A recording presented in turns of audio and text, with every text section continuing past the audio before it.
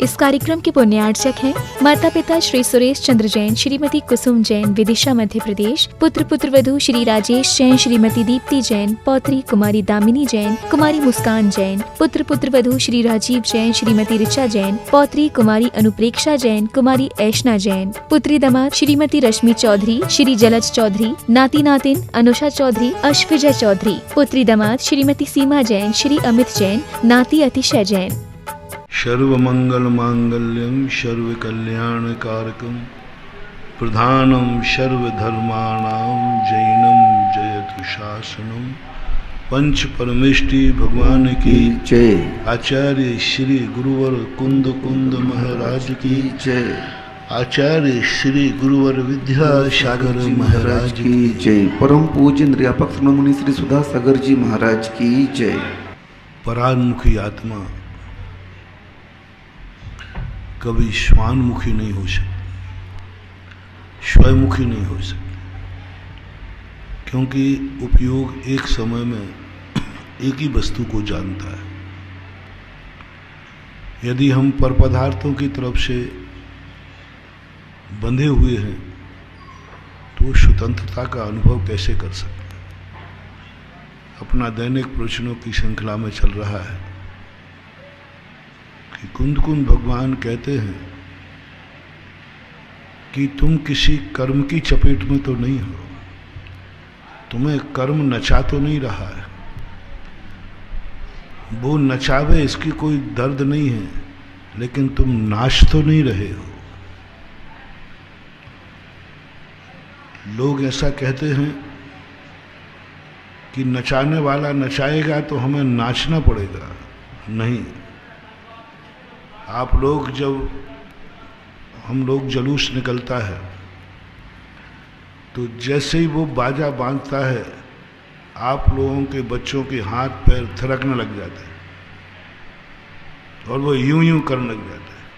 तो मैंने क्यों, मेरा बाजा बज रहा है ना, लेकिन वहीं मैं भी तो खड़ा हूँ, बाजा तो मैं भी सुन रहा हूँ, मेरे हाथ पैर तो नहीं थिरक रहे। जैसे ही बाजा बजा और सब लोग यूं यूं करने लग जाते हैं, हम लोग तो नहीं कर रहे। नाचने वाला नचा रहा है, ढोलक सबको नचाना चाह रहा है, नचाने की धुन बोल रहा है, लेकिन तुम नाचो या ना नाचो ये निर्णय तुम्हारा है। कुंद कुंद भगवान कहते हैं ये कर्म तो नचाएंगे, ये तो तबला है, संगीत है, इनका काम ही नचाना है। इस ढंग से बाजा बजाएंगे कि अपने आप तुम्हारे हाथ पैर थिरकने लग जाएंगे। लेकिन यदि तुम्हें मेरी क्लास में भर्ती होना है तो कितना भी बड़ा संगीत बज जाए, कितने भी एक कर्म तुम्हें नचावें, लोभ देकर, भय देकर, यातनाएं देकर, नरकों में पाड़कर, अग्नि में जलाकर, पानी में डुबोकर, हवा में उड़ाकर तुम्हारी जिंदगी का कुछ भी नाश कर दो, लेकिन तुम उसके अनुसार नाचोगे तो नहीं।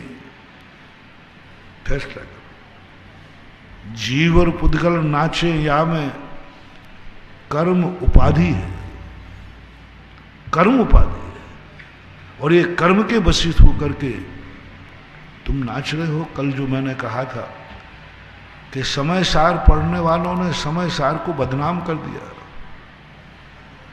समय सार पढ़ने वाले पर कभी भी चारित्र मोहिनी कर्म हावी नहीं होता, चारित्र मोहिनी कर्म प्रभावित नहीं होता। हाँ, काल ने ही कुछ सीमाएं बांध दी हो तो बांध। सम्यक दृष्टि की एक पहचान, जो नियत है जिस काल में, उस नियत के अंतिम छोर को छूने के लिए प्रयास करेगा। सम्यक दृष्टि। लोग पूछते हैं कि महाराज सम्यक दर्शन हुआ है कि नहीं हुआ, हम कैसे जाने। तो पूज्यवर नेमिचंद महाराज गौमर सार के अंदर सम्यक दृष्टि का लक्षण बताते हैं कि सम्यक दृष्टि जिस क्षेत्र पर रहेगा उस क्षेत्र में वह ये प्रयास करेगा इस क्षेत्र में जीने वाला, जन्मने वाला, रहने वाला व्यक्ति सम्यक दर्शन से कितनी चीजें प्राप्त कर सकता है। क्षेत्र पर विधेय क्षेत्र है तो सम्यक दृष्टि पूरी ताकत लगाएगा कि विधेय क्षेत्र में सम्यक दृष्टि मोक्ष जा सकता है,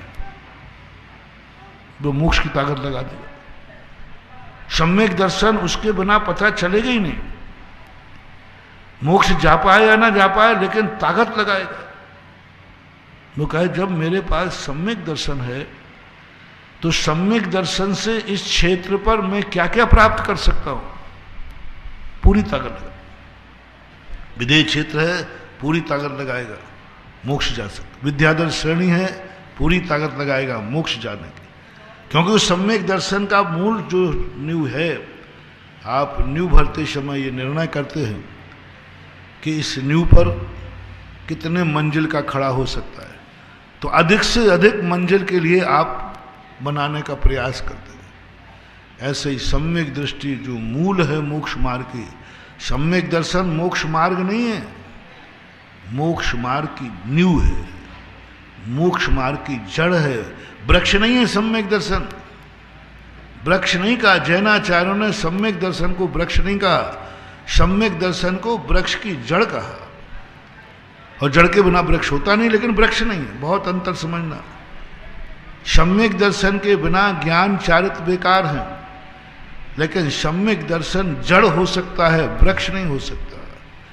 ना सम्यक दर्शन छाया देता है, ना सम्यक दर्शन लकड़ी देता है, ना सम्यक दर्शन जो मूल है, जड़ है, कुछ नहीं मिलता। जड़ है, और जड़ में गड़बड़ी हो जाए तो पूरा वृक्ष सूख जाए, लेकिन वह जड़ वृक्ष नहीं। जड़ खाने के काम नहीं, जड़ से छाया नहीं, जड़ से पत्ते नहीं, जड़ से फूल नहीं, जड़ से फल नहीं, जड़ से कुछ भी नहीं मिलता। मात्र वृक्ष का अस्तित्व है। इसलिए अविरत सम्यक दृष्टि को कुछ भी नहीं, कुछ भी नहीं, धर्म के नाम पर उसे किंचित मात्र भी सुख नहीं होता, किंचित मात्र भी सुख नहीं होता धर्म के नाम पर। क्यों नहीं होता उसको धर्म के नाम पर सुख? क्योंकि वो जड़ है, जमीन के अंदर। सम्यक दृष्टि का अकेला सम्यक दर्शन जब रहता है, वह सम्यक दर्शन कुछ भी सुख नहीं देता, स्वयं को भी दुखी करता रहता है और दूसरा भी दुखी रहता है, स्वयं रहता है। तो आचार्यों ने कहा कि तुम इस जड़ के लिए तुरंत अंकुर फोड़ो, तुरंत चारित्र की तरफ बढ़ाओ।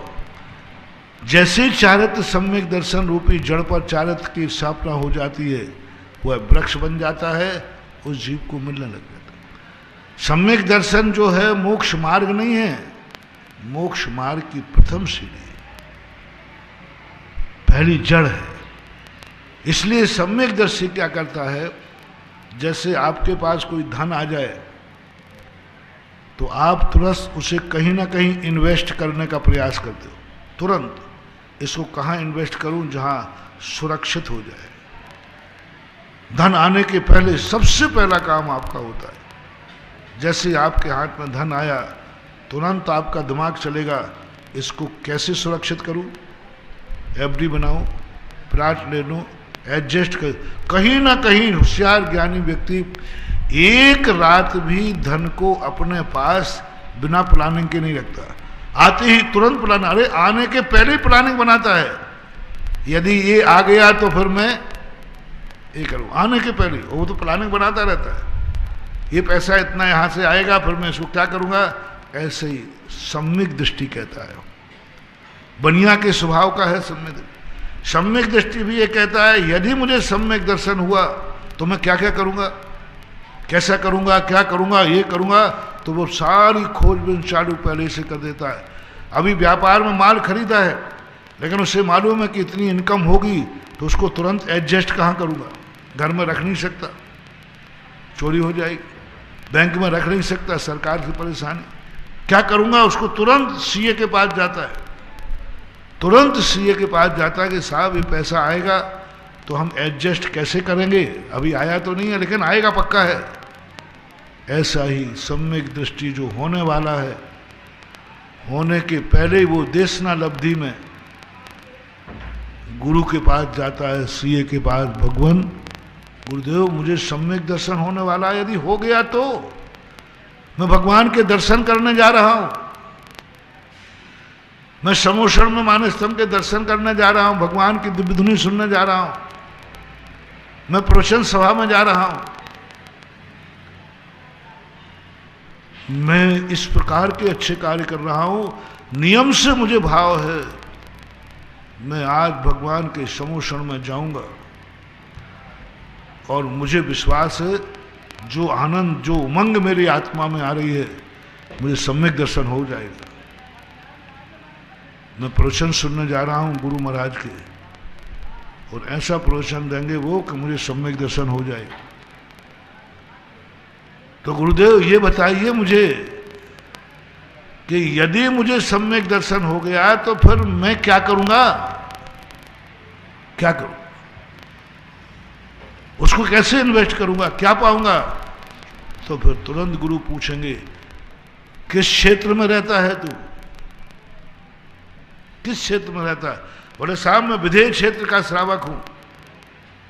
तो उन्होंने कहा विधेय क्षेत्र के श्रावक हो, ओहो अनमोल है सम्यक दर्शन विधेय क्षेत्र में। सबसे ज्यादा सम्यक दर्शन की कीमत वसूल होगी तो विधेय क्षेत्र।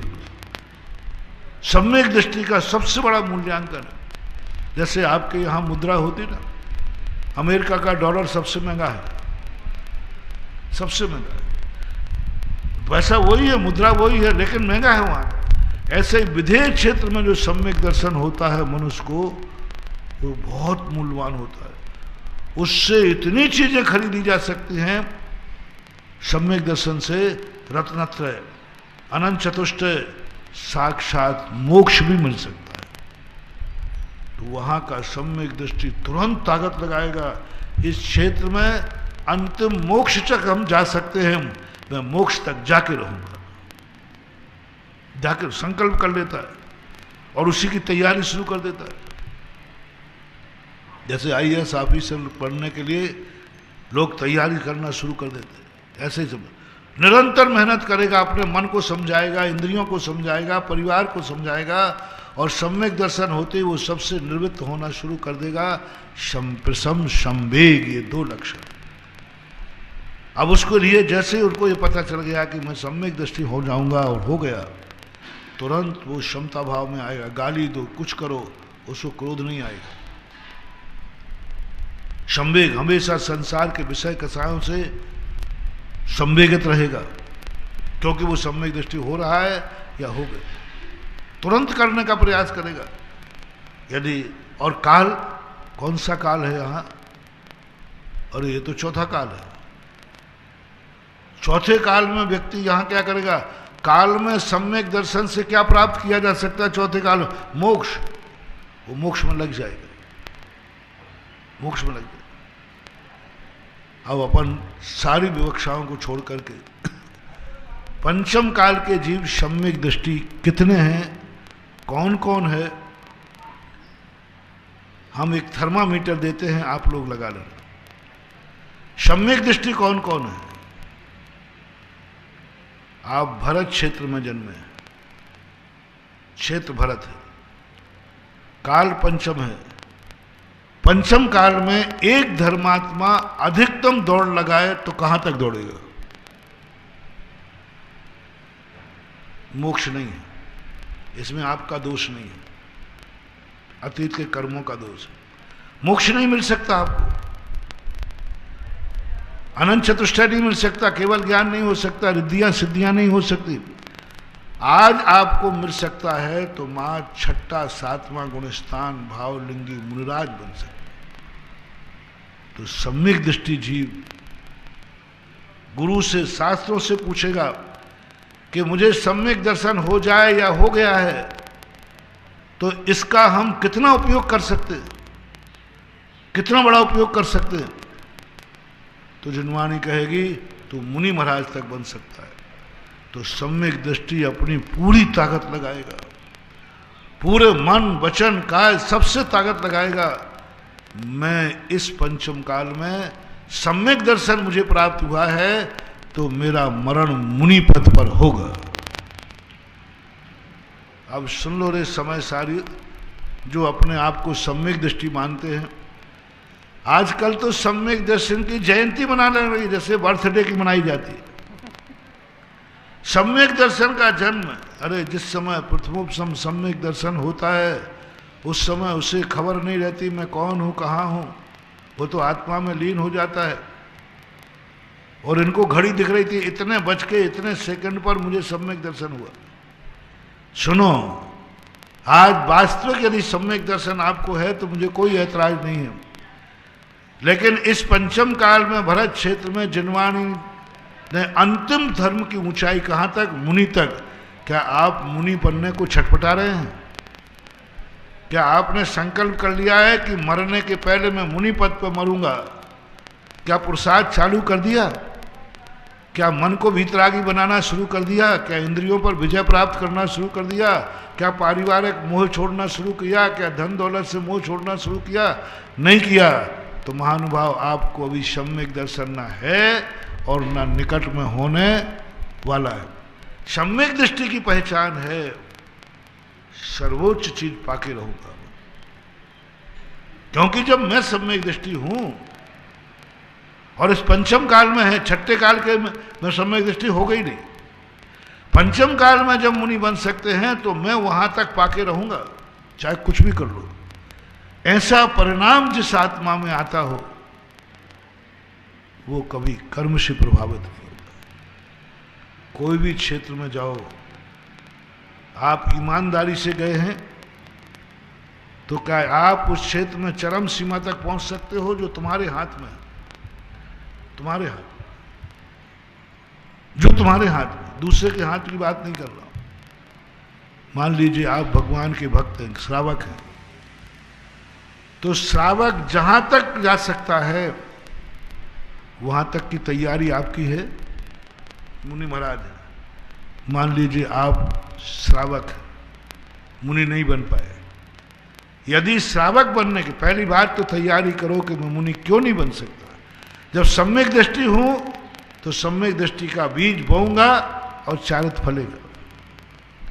लेकिन कई बार ऐसा हो जाता है कि व्यक्ति ये साहस नहीं कर पाता, तो श्रावक और मुनि धर्म, तो क्या श्रावक धर्म में रहते हुए श्रावक धर्म में कहां तक जा सकते हैं हम? कहां तक जा सकते? मरण करके कहां तक जाएंगे? सम्यक दृष्टि तुरंत प्राप्त करता है 16वें स्वर्ग तक। यदि ग्रस्त मरकर जाएगा तो 16वें स्वर्ग तक जा सकता है।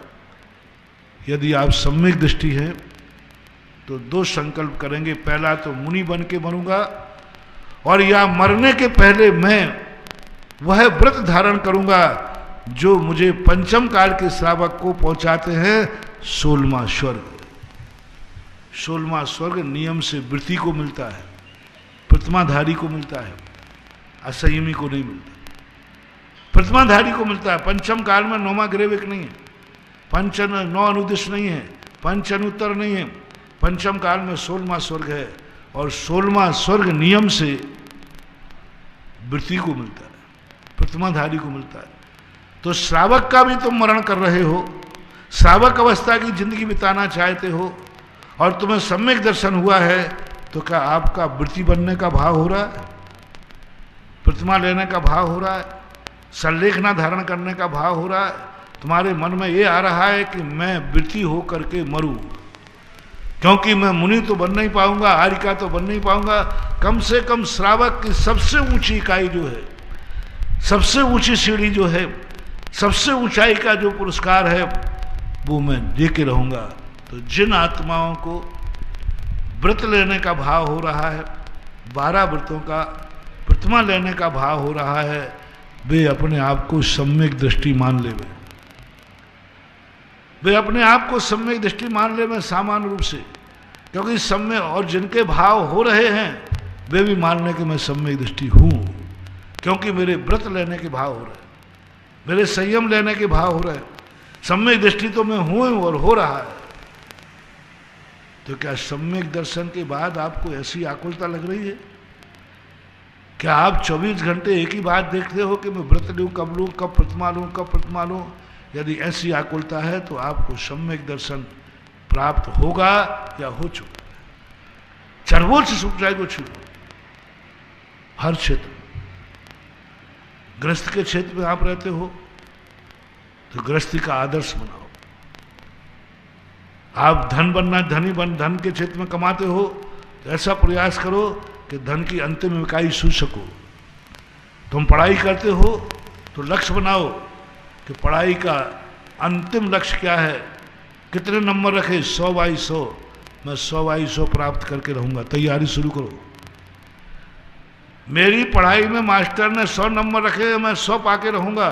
तैयारी करो। जब 100 की तैयारी करके तो चलोगे तो तुम्हारे कम से कम मेरिट लिस्ट तो आ ही जाएगी। 100 की तैयारी 100 की करना। 75 की करोगे तो 50 पे, 50 की करोगे तो 33 पे, 33 की करोगे तो फिर 100 की तैयारी करो। मैं 100 लेकर रहूंगा क्योंकि मैं पढ़ना है मुझे और 100/100 नंबर लेना। ऐसा करना चाहिए। इसी प्रकार से दान देने की जब बात आए तो कमेटी से ये पूछो जो समर्थ हैं कि अधिकतम दान कितना दिया जा सकता है। अधिकतम दान कितना दिया जा सकता है। बस यदि तुम्हारा दान सम्यक दर्शन का है तो तुम संकल्प करोगे कि भगवान अधिकतम पंचम काल में यह दान दिया जा सकता है। मेरे मन में भाव है कि मैं यह दान देकर के मरूं। अब बोलो सबसे ऊंचा इकाई चौलेश्वर को चाहने वाले, चौलेश्वर प्यारा लाग ऐसी बातें बोलने वाले, चौलेश्वर के चौगले वाले, पारसनाथ से प्यार करने वाले। आज जो भक्त बनना चाहता है उसके लिए कह रहा हूं, कोई ये संकल्प करे चौलेश्वर पारसनाथ का विकास हो रहा है। यहां सबसे ऊंची चीज क्या है? सबसे ऊंची चीज क्या है? कौन सी चीज ऐसी है जो सबसे ऊंची हो, भारत में अलौकिक हो और यहां से सर्वोच्च हो? मैं वही बनाऊंगा क्योंकि मैं चौलेश्वर पारसनाथ को चाहता हूं। अभी मन बनाना है, आप भाव करना है, सर्वोच्च चीज बनाऊंगा मैं, बहुत ऊंचा। अभी अशोक पाटिल थे, परसों उन्होंने पूछा महाराज जी, कमेटी से पूछा क्या क्या योजना है, तो 2-3 योजनाएं बनाई। उन्होंने कहा इन 3-4 में सर्वोच्च योजना कौन सी है? तो मैं सेकंड थर्ड पे जा रहा था। बोले महाराज सेकंड थर्ड पे क्यों? यहां की जो सबसे ऊंची योजना बची हो वही मैं ले लेता हूं। अब उस समय कोई योजना ऐसे ध्यान आई नहीं, तुरंत 2 मिनट में क्या गगन बिहारी कर देता है। गगन बिहारी ध्यान ही नहीं आया। तो उन्होंने कहा कीर्ति स्तंभ की 4 मूर्ति हैं। उन्होंने कहा ठीक, जो सर्वोच्च हो ये फलता है। तो और बनिया क्या सोचता है? जैनी और बनिया में अंतर होता है। जैनी कहता है देना तो पड़ेगा। सबसे सस्ती चीज कौन सी है? सबसे सस्ती चीज कौन है? सहजकूट में एक मूर्ति बैठा ले देते, हो भी जाएगा। चलो एक कमरा बना, सबसे सस्ती छूटेगा। समझ लेना तुम्हारा डाउनफॉल शुरू हो गया। धर्म के क्षेत्र में नीची वस्तु नहीं देखी जाती, छोटी वस्तु नहीं देखी जाती, छोटा नियम नहीं लिया जाता। नियम लेते समय यह भावना करो कि इस पंचम काल में जो नियम लिए जाते हैं सबसे ऊंचा नियम मैं लूंगा। भावना करो, सबसे ऊंचा नियम लूंगा। भाव तो करो। अच्छा, सेठ व्यापार करने दुकान पे जाता है तो सेठ जी से यही पूछता है सबसे ऊंचा वाला कपड़ा कौन सा है, सबसे अच्छी ऊंची वाली सब्जी कौन सी है, सबसे ऊंचा वाला किराना कौन सा है, सबसे ऊंचा बताओ। आपकी दुकान में जो सबसे ऊंचा हो, ये सेठ का लक्षण होता है। सबसे ऊंचा पूछा है, आप बताइए, मुझे कुछ नहीं जानता, आप तो बताइए आपके घर में दुकान पे सबसे ऊंचा कपड़ा कौन सा है। वो मुझे चाहिए। सबसे ऊंचा कराना कौन सा है, सबसे ऊंचा सोना चांदी कौन, 100 टन का, वो चाहिए। ये संसार के एक होशियार बनिया की निशानी है, वो ऐसे करता है। और जो लीशड़ होते हैं, कंजूस होते हैं, वो कहते भैया आपके पास सबसे घटिया सेकेंड हैंड रिजेक्टेड माल कौन सा है, जिसने किसी ने नहीं लिया हो वो बता दो, सबसे सस्ता हो और किसी ने नहीं लिया हो, समझ लेना ये तुम्हारे दरिद्रता की निशानी है। इधर आइए, जब तुम कमेटी से पूछो तो ये पूछो कि सबसे ऊंची चीज बताओ क्या है, जो सबसे महंगा पुण्यार्जन हो और सबसे ऊंची चीज हो, वो पहले नाम बताओ। तो जैनी सबसे पहले ऊंची किताब देखेगा, ऊंची योजना देखेगा, अरबों की योजना होगा वो देखेगा। पहले बताओ सबसे ऊंची क्या चीज है, उसको देखेगा, पढ़ेगा, समझेगा, फिर तुरंत सोचेगा नहीं इतनी महंगी तो मैं नहीं ले पाऊंगा। भावना क्या की थी कि मैं जो सर्वोच्च निधि बनेगी चौलेश्वर पारसनाथ में, सबसे बड़ी चीज जो बनेगी वो बनाऊंगा मैं, ऐसा भाव था, ऐसा भाव था मेरा और है। लेकिन जैसे ही सर्वोच्च चीज पूछी और उसकी पुण्यछावर राशि पूछी तो उसने जेब में हाथ डाले, बोले ये कुवत हमारी नहीं, मैं नहीं लेकर आऊंगा। फिर देखना, फिर पूछेगा इससे छोटी कौन सी है, फिर सेकंड नंबर की जो मेरे बस की बात हो, उसको भी देखेगा, उसको भी देखेगा, वो भी कुवत से बाहर है। फिर कहेगा कोई तीसरे नंबर की देखेगा, लेकिन देखना शुरू करेगा ऊपर से। ये तुम्हारे बहुत अच्छे अमीर बनने के लक्षण है, धनवान बनने के लक्षण है। तुम्हारे हाथ में लक्ष्मी बरसेगी क्योंकि तुमने धर्म के क्षेत्र में सबसे ऊंची बात करने का प्रयास किया है, सबसे ऊंचा दान देने का भाव किया है, दिया नहीं है, भाव किया है। आज मैं चौलेश्वर पारसनाथ की कमेटी से पूछूंगा सबसे ऊंची चीज बताओ। मेरा मन है कि चौलेश्वर में वो चीज बनाऊं मैं, हजारों साल के बाद, 3000 साल के बाद पहली बार यहां निर्माण हो रहा है। चौगले वालों को तो खास तौर से मैं कहता हूं, कितनी पीढ़ियां तुम्हारी निकल गई, चौलेश्वर में तुम्हारी कमाई तो की है इस भूमि से, ये चौगले में कमाया तो है, लेकिन आज तक चौलेश्वर पारसनाथ को कुछ भी नहीं देना पड़ा, दिया ही नहीं, कमाया है सब। कितनी पीढ़ियां निकल गई, जो पीढ़ी अभी जिंदा है उसके मन में ये भाव आना चाहिए, मेरे कितने भाग्य हैं कि चौलेश्वर में निर्माण कार्य, और वो भी इतना 100 बीघा में। यहां तो 1 इंच में विकास करना मुश्किल था, आज वो दिन आ गया कि हम 100 बीघा में विकास करेंगे। 1 इंच का विकास करना संभव नहीं है, आज अपन 100 बीघा के हो गए।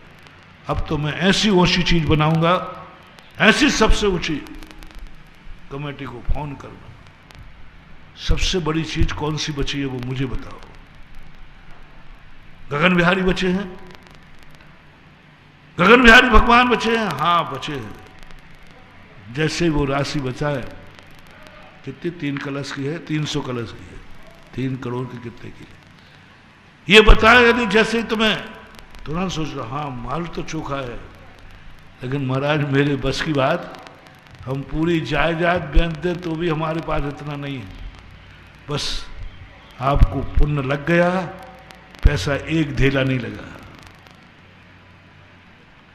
क्योंकि आप घर से क्या चले थे मन बना के कि मैं चौलेश्वर में सबसे ऊंची चीज बनाऊंगा अंदर से, और यहां जब उसकी राशि सुनी आप असमर्थ हो गए।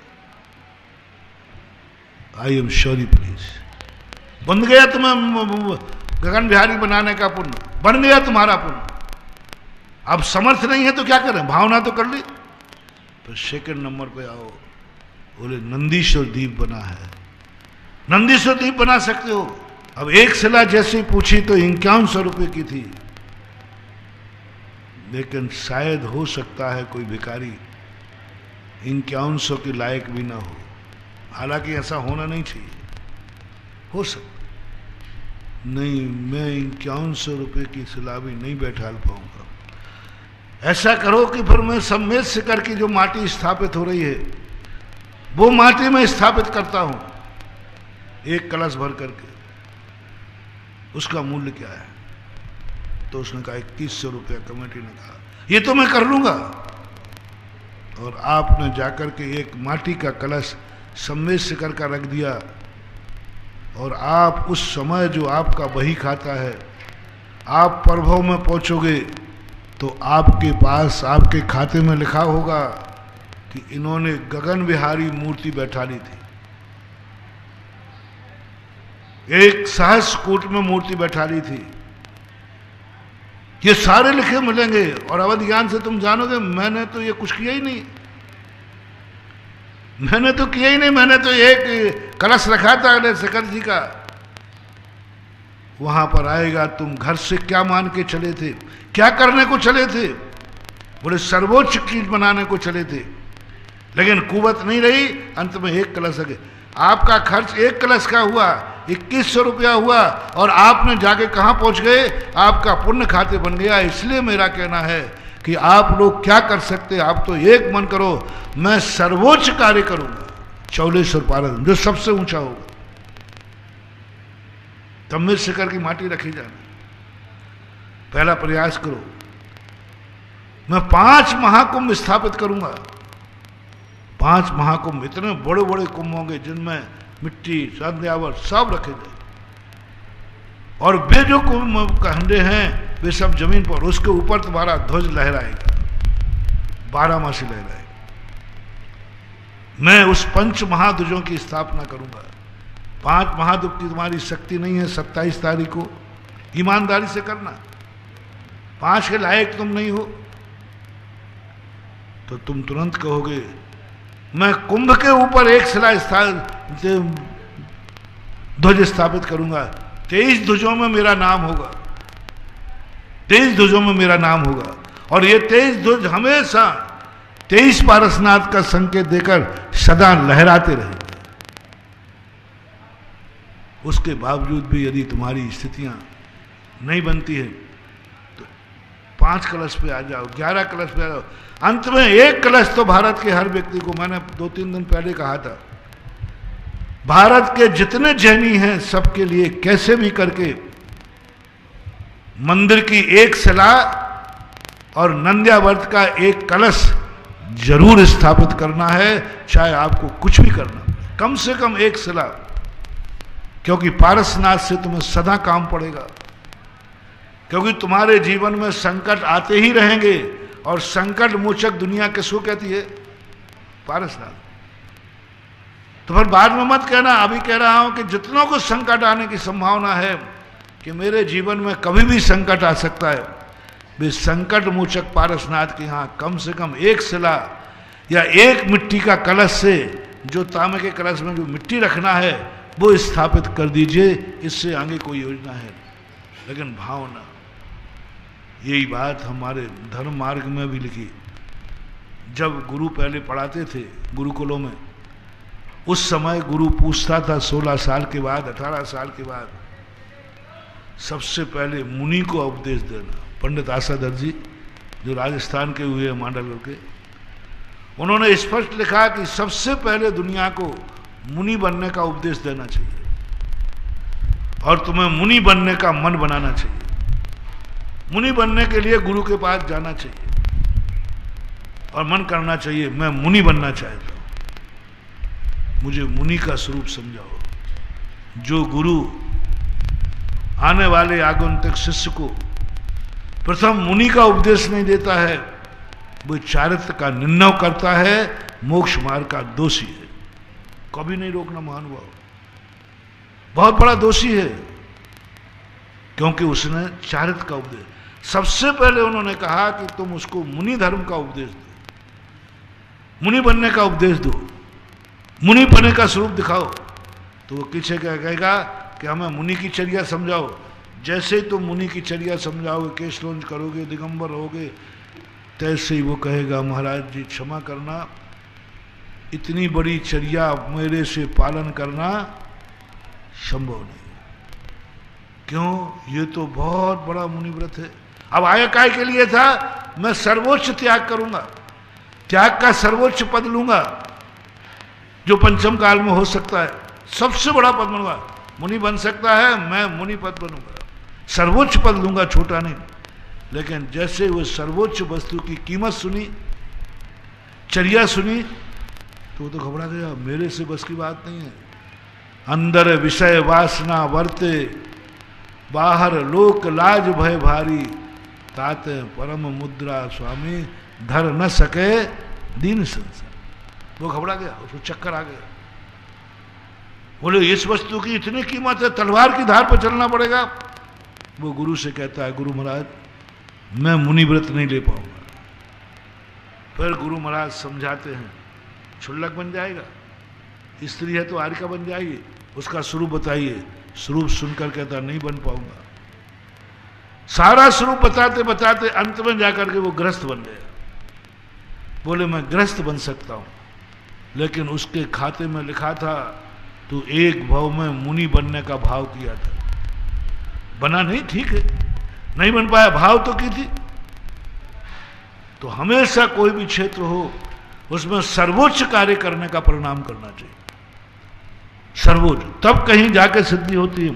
चौलेश्वर में जो क्षेत्र बन रहा है, इसमें पारसनाथ के हर भक्त को यह भाव करना चाहिए, मैं ऊंची से ऊंची चीज बनाऊंगा, चौलेश्वर पारसनाथ सर्वोच्च बनाऊंगा। आप प्रयास तो करो, एक कमेटी को फोन लगा के पूछो तो सही, नहीं तुम्हारी कुबत से बाहर मूल हो तो मत लेना। सेठ जी यही कहता, अच्छा बढ़िया, अरे साहब देख तो ले, नहीं लेना है तो मत लेना।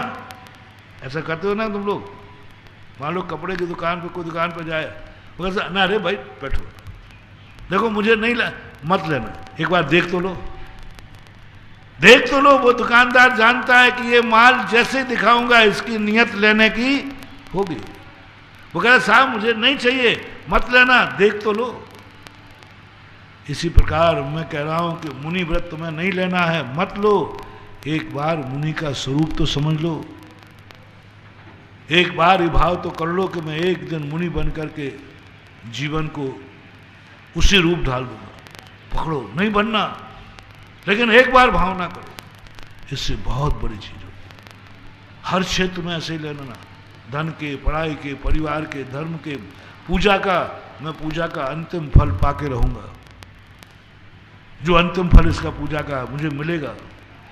तो मेरा कहना है, जो जिस क्षेत्र में आगे बढ़ा है उसको लक्ष्य, उस रास्ता जहां तक बंद नहीं होगा वहां तक तुम्हें बढ़ते जाना है। वहां जाकर के तुम्हारे लिए सोचना कि मैं वहां तक पहुंच के रहूंगा जो मेरा लक्ष्य है। देवताओं का लक्ष्य है,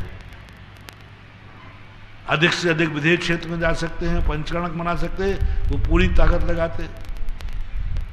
त्रियंचों का लक्ष्य है आसन भव्य का, वृत्ति बन सकते, वो वृत्ति बन जाते। नारकियों का लक्ष्य है सम्यक दर्शन प्राप्त करने का, नारकी अधिक से अधिक धर्म करेगा तो सम्यक दर्शन प्राप्त करेगा। देव यदि अधिकतम प्रयास करेगा तो सम्यक दर्शन प्राप्त करेगा, विदेश क्षेत्र आदि में प्रवचन जाके सुनेगा। त्रियंच यदि अधिकतम प्रयास करेगा तो पंचम स्थान, श्रावक जो मनुष्य है और वो जैन कुल में जन्मा है, तो उसे ये देखना है कि मैं जैन कुल में जन्म लेकर सम्यक दृष्टि होकर कहां तक बढ़ सकता हूं, कहां तक बढ़ सकता हूं, मेरी कुवत कितनी है, उसका माप करके और बढ़ने का प्रयास करेगा। मैं कितना दान दे सकता हूं, अब ये सारे आइटम तुम्हारे पास आ गए, अब फैसला तुम्हारे हाथ में है कि मैं कितना आइटम लेकर के दान दे सकता हूं। वो उस चीज की घोषणा करा देता है मेरा इसमें, लेकिन कराएगा जरूर, सर्वोच्च करने का भाव आएगा, घटिया मार्ग नहीं। मुनि बने हो, पंचम काल में निर्दोष चर्या कितनी पल सकती है उतना वो पालने का प्रयास करेगा। शिथिलाचार कमियों को नहीं, वो कहेगा कि मैं यहाँ तक पा सकता हूँ तो वहाँ तक पाएगा, कोई मर्यादा नहीं, कोई सीमा नहीं। जहाँ तक तुम्हारी परिणति बने, संकलेश न हो, उसको बोलते हैं वास्तविक प्रेम, वास्तविक समर्पण। क्या कभी चौगला वालों को सारी जनता से मैं कहना चाहता हूं, कभी आप मंदिर में गए तो कभी ऐसा भाव आया इस मंदिर में जो सबसे ऊंची चीज होगी वो मैं समर्पित करूंगा। कमेटी वालों बताओ ऐसी कौन सी चीज है जो अभी तक पूरी नहीं हुई, सबसे ऊंची है। कहेंगे मेरा कमेटी का भाव है कि भगवान के ऊपर सोने का छत्र चढ़े 2-4 किलो का। आज सोना बोल रहा है, सोना चांदी नहीं। हाँ, कोई बड़ी बात नहीं है।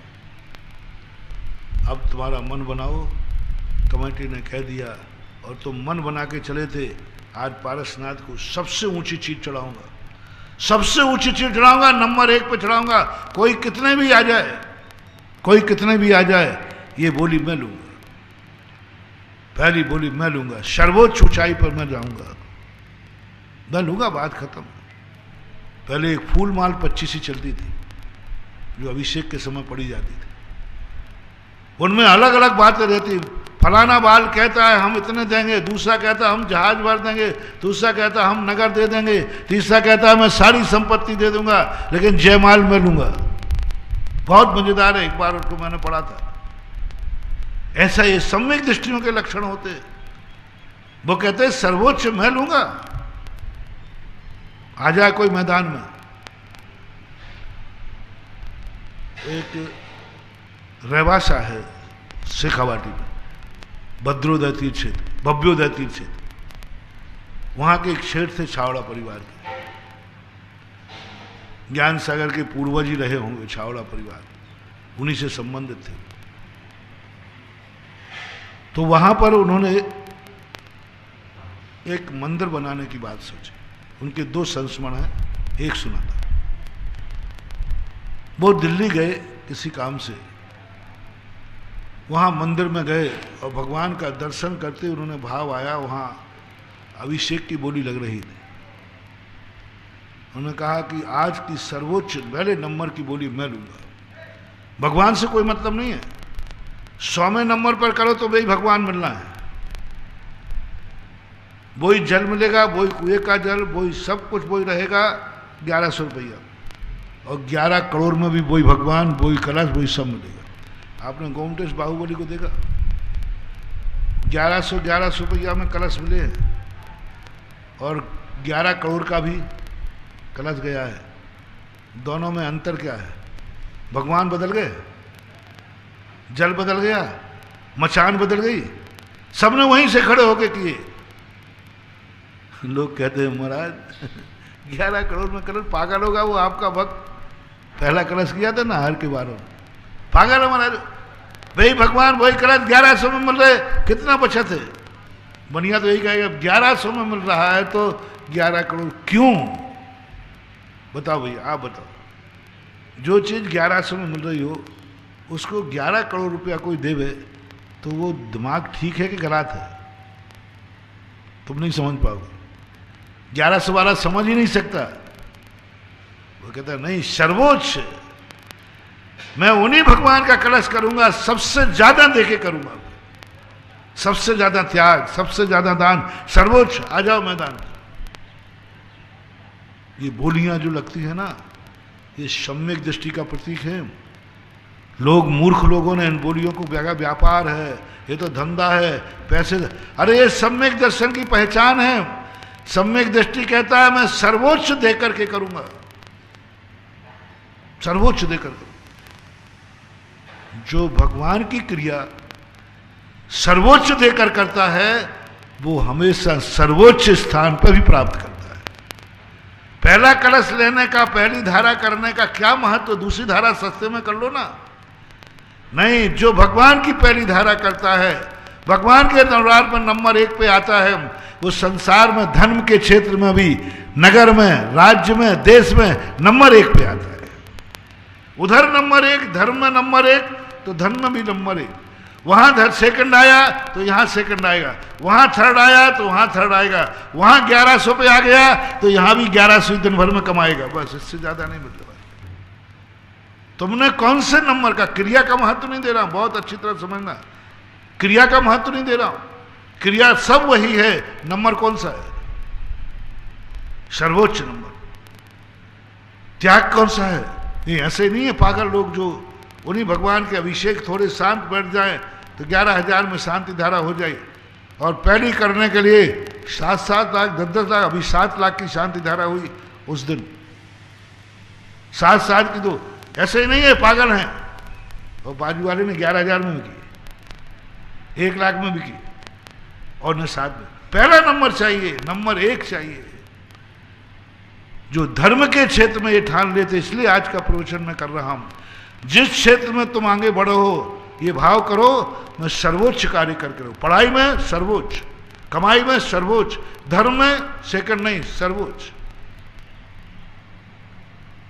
अशोक पाटनी जब भी चतुर्मास आदि कलश बैठालते बोले सबको बैठाल देना, जितने का जाए उससे बढ़ाकर मेरा बैठाल देना। पीछे की बोली लेते ही नहीं वो अगर सारी बोलियां हो जाए उसको बढ़ाकर मेरी कर देना। अरे भाई सस्ते में मिल रही है तो क्यों नहीं ले रहा भाई, सस्ते में ले ले। नहीं, सर्वोच्च देकर लूंगा। वो फलता है धन के क्षेत्र में, संसार के क्षेत्र में सर्वोच्च पद प्राप्त करता है। छावड़ा जी ने मन आ गया, आज अभिषेक इस मंदिर में करूंगा, सर्वोच्च बोली लेकर करूंगा। सर्वोच्च बोली बोलती गई, मोहरों पर मोहरें चलती थी उस समय। वहां का भी एक सेठ था जो भी कहता नहीं पहली धारा मैं करूंगा। होता है कई बार। चांदखेड़ी में एक बार हुई, मैं गुजरात में था, बड़ौदा के। 2 व्यक्ति चले, एक दिल्ली से एक इंदौर से, दोनों ने कहा पहली शांति धारा करूंगा। एक का रिटायरमेंट हुआ था और एक का जन्म हुआ था, जन्मदिन था। दोनों बढ़ते गए, बोली 10 लाख पर पहुंची। बहुत 2004 की लगभग, जब सूरज चतुर्मास था मेरा। अब वहां समाचार पहुंचा महाराज जी ये दोनों रुकने वाले नहीं है। और वो पुजारी घबरा गया कि इतनी बोली उसके बाप ने नहीं देखी थी कभी, और दोनों अड़े हैं। पहली बोली मैं करूंगा। बड़ौदा मेरे पास समाचार पहुंचा, मैं बिहार कर रहा था उसमें। बोले महाराज जी दोनों रुकने वाले नहीं हैं। फिर मैंने दोनों का परिचय प्राप्त किया। मैंने कौन है वो? एक व्यक्ति बेचारा रिटायरमेंट होके आया था, रिटायर्ड हुआ था, और उसने मन बना लिया था पहले से कि जिस दिन रिटायर्ड होगा चांदखेड़ी की पहली धारा करूंगा। उसकी तो कीमत ही नहीं थी 10 लाख, उसे को 7-8 लाख रुपया कुछ उसको मिले थे, जो भी मिलता हो उसकी कीमत थी। और वो दस्तक नहीं पहले करूंगा, संकल्प है, चाहे कुछ भी हो जाए। दूसरे सज्जन थे, वो बहुत बड़े सेठ थे, उनको 10 लाख में कोई फर्क नहीं पड़ता। मैंने वहीं से सेठ जी को समाचार दिया कि आप पीछे हट जाओ, उसको आने दो जिसने रिटायरमेंट की पूरी पूंजी दांव पर लगाई पहले कलश के लिए। फिर मैंने दोनों से करा दिया, दोनों ही पहला कलश करेंगे। लेकिन मैंने कहा बोली को रोक दो, वो रुकने वाला नहीं है, वो रुकने वाला नहीं, पहला करूंगा। ओहो क्या उसका चमत्कार हुआ, महाराज पहला करूंगा। रिटायरमेंट होने के बाद उसके बाद कुछ थोड़ा सा 2-4 प्लाट पड़े थे, वे आज जो लाखों के नहीं थे करोड़ों के हो गए। आज वो बहुत ऊंचे स्थान पर पहुंच गया, अपने रिश्तेदारों में नंबर 1 पर पहुंच गया, क्योंकि भगवान के यहां उसने ऐसी होड़ लगा ली, ताकत से ज्यादा नंबर 1 का करूंगा। तो महानुभाव, यदि संसार के और धन के क्षेत्र में तुम्हें नंबर 1 पर आना है तो धर्म के और दान के कार्यों में आपको ये सोचना पड़ेगा मैं सर्वोच्च और नंबर 1 का कार्य करूंगा। पारसनाथ के चौगले, पारसनाथ के तीर्थ में हर व्यक्ति ये भावना भाए मैं सर्वोच्च कार्य पारसनाथ के तीर्थ में करूंगा, जो सबसे ऊंचा हो, सबसे अच्छा हो, सबसे महंगा हो। भाव तो करो, नहीं कर पाओ तो सेकंड पे आ जाना। हमने कहां तक ला दिया? एक कलश पे ला दिया, लेकिन भावना तो ऊंची रखो। महावीर भगवान की इस कार्यक्रम के पुण्यार्चक थे माता पिता श्री सुरेश चंद्र जैन, श्रीमती कुसुम जैन, विदिशा मध्य प्रदेश। पुत्र पुत्रवधू श्री राजेश जैन, श्रीमती दीप्ति जैन, पौत्री कुमारी दामिनी जैन, कुमारी मुस्कान जैन। पुत्र पुत्रवधू श्री राजीव जैन, श्रीमती ऋचा जैन, पौत्री कुमारी अनुप्रेक्षा जैन, कुमारी ऐशना जैन। पुत्री दामाद श्रीमती रश्मि चौधरी, श्री जलज चौधरी। नाती नातिन अनुषा चौधरी, अश्विजा चौधरी। पुत्री दामाद श्रीमती सीमा जैन, श्री अमित जैन, नाती अतिशय जैन।